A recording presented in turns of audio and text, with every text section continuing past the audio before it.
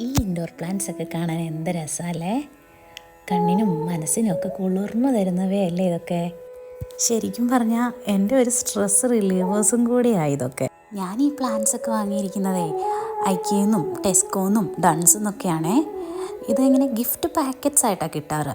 അതിനെ നമുക്ക് separate pots ഒക്കെ വാങ്ങി അതിലേക്ക് ഇങ്ങനെ പ്ലാന്റ് ചെയ്യാം. പിന്നെ ഇതിനെയൊക്കെ പരിപാലിക്കാനും വളരെ എളുപ്പമാണേ. വളരെ കുറച്ച് സൺലൈറ്റും വെള്ളമൊക്കെ മതിയെന്നേ. ഇതാട്ടോ പീസ് ലില്ലി, പേര് പോലെ തന്നെ പീസ് തരുന്ന ഒന്നാണേ. പിന്നെ ഈ മണി പ്ലാന്റ് ഇല്ലേ, ഞാൻ നാട്ടിൽ നിന്ന് വന്നപ്പോൾ കൊണ്ടുവന്നതാണേ.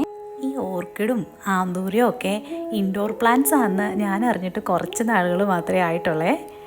പിന്നെ ഈ ആന്തൂര്യത്തിനെ നമുക്ക് വാട്ടറിലും പ്ലാന്റ് ചെയ്യാം കേട്ടോ. എന്ത് ഭംഗിയല്ലേ ഇതിനൊക്കെ കാണാൻ. ഈ പ്ലാന്റിലെ ഇതിൻ്റെ പേരാണ് എലിഫൻ്റ് ഇയർ.